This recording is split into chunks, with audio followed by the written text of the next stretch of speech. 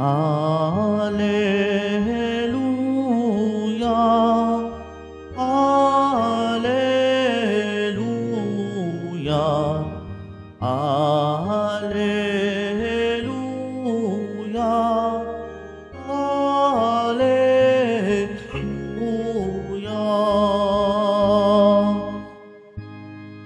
Sabi ni Jesus na mahal, dalhin niyo ang aking pasan, hamuan ko'y tularan.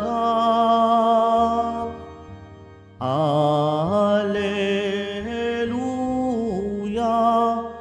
Alleluia, Alleluia, Alleluia.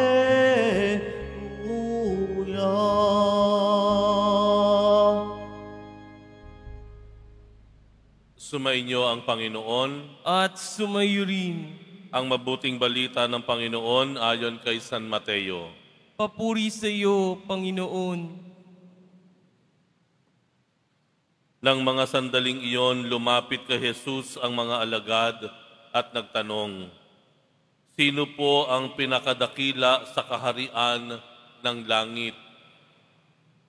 Tinawag ni Jesus ang isang bata, pinatayo sa harapan nila at sinabi, "Tandaan ninyo ito, kapag hindi kayo nagbago at tumulad sa mga bata, hinding-hindi kayo mabibilang sa mga pinaghaharian ng Diyos. Ang sinumang nagpapakababa na gaya ng batang ito ay siyang pinakadakila sa mga pinaghaharian ng Diyos. Ang sinumang tumanggap sa isang batang ganito dahil sa akin, ay ako ang tinatanggap. Ingatan ninyo na huwag hamakin ang isa sa maliliit na ito. Sinasabi ko sa inyo, sa langit ang kanilang mga anghel ay laging nasa harapan ng aking Ama. Ano sa akala ninyo ang gagawin ng isang taong may 100 tupa kung maligaw ang isa sa mga iyon? Hindi kaya niya iiwan ang 99 na nanginginain sa kaburulan upang hanapin ang naligaw? Sinasabi ko sa inyo, kapag nasumpungan niya ito, higit niyang ikinagagalak ang isang ito kaysa 99 na hindi naligaw.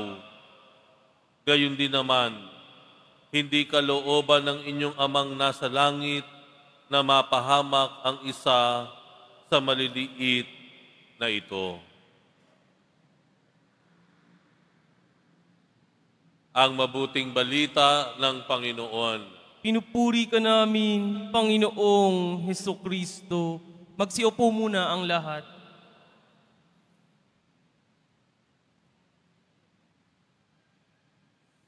Kahapon po ay natapos na po ang ilang linggo ng tinatawag na Sports Fest sa mga kawani o personnel ng Quiapo Church.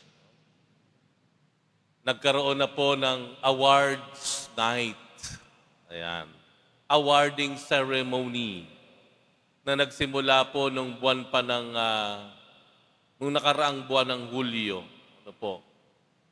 Ang mga kawani po natin ay nahati sa 4 na pangkat o teams. Nandiyan ang yellow, green, red, and blue teams. Ayan. At sa bandang huli po ay inanunsyo kung sino ang grand champion. At sinunod yung mga pangalawa, pangatlo, at saka yung pinakahuli na sa ranking nung 4 na koponan. Ito po ay kinabibilangan ng basketball, volleyball, ayan po ano. May badminton, may bowling, chess, e-games. Pinagsama-sama yung mga score at inilagay na doon sa board. Sino yung grand champion, second placer, third placer. At ako po ay kabilang sa isang team. Ang team ko po ay blue team. Hulaan nyo. Pang-ilan po yung team ko na kulay blue? Pang-ilan po? Kulelat po.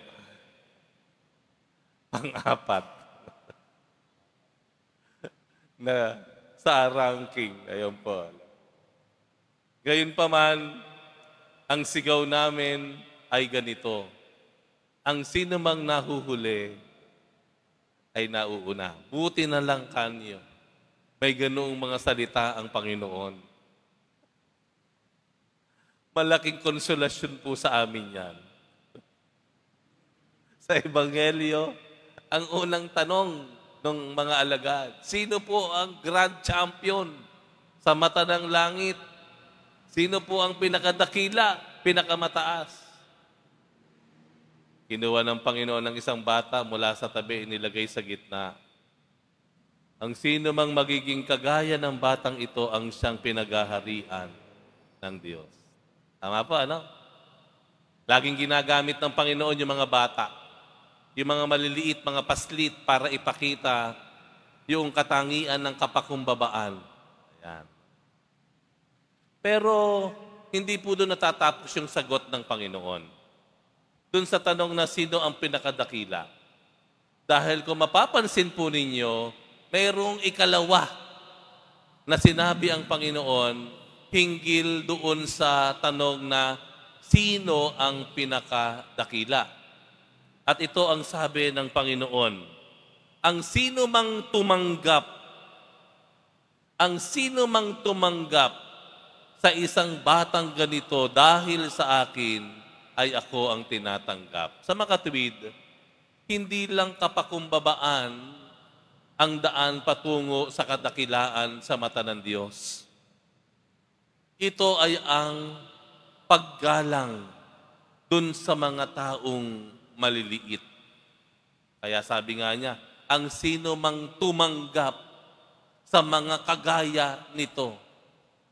Mahirap po yun sa atin dahil minsan nakalulungkot kung yung tao sa harapan mo ay itinuturing mong maliit na tao, meron ka kaagad na bias o pagkiling.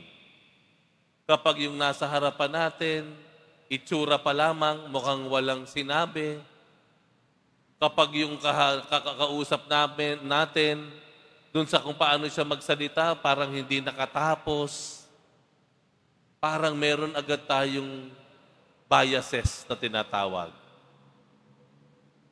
Ano ang sinasabi sa mga tiwid ng Panginoon? Kung gusto mong maging dakila, kung gusto nating maging kalugod-lugod sa mata ng Diyos, kung gusto nating marating ang kaluwalhatian ng langit, maghanap po tayo o maging bukas tayo o may kamalayan tayo dun sa mga tao sa ating paligid na parang tila minamaliit. Yung ating mga kapitbahay na tampulan ng tsismis. Yung mga kasama natin sa opisina na parang mahina, na parang niloloko, utus-utusan, lagi na lamang inookray dahil hindi kumikibo. Hindi naman pumapalag eh. Yung bang para lamang makuha natin yung atensyon ng ating mga kaibigan, ay meron kang parang gagawing pulutan. Yung mga taong ito, na tinuturing ng mundo o ng lipunan na wala, insignificant, maliit, walang sinabi, mahirap, mangmang, yun ang hanapin natin. At hindi lang hahanapin, Yun ang pahahalagahan natin. Kung papaano nating pinapahalagahan ang ating Poong Jesus Nazareno, ito rin ang pagpapahalaga na nais niya na ibigay din natin sa ating kapwa. Yun ang pagiging dakila. Isipin natin ngayon, sino yung nga ba yung mga tao na parang minamaliit na ng mundong ito? Sino sa ating mga kapitbahay, kasama sa trabaho o eskwelahan, sa ating mga barkada o tropa, sino dyan yung parang lagi na lamang naaapi, nauukray, tampulan ng tawanan, minamaliit, hinihiya? Sila ang ating pahalagahan, galangin, dahil sa bandang huli, sila pa ang magiging daan natin para makamit ang kadakilaan na nagbumula sa Diyos.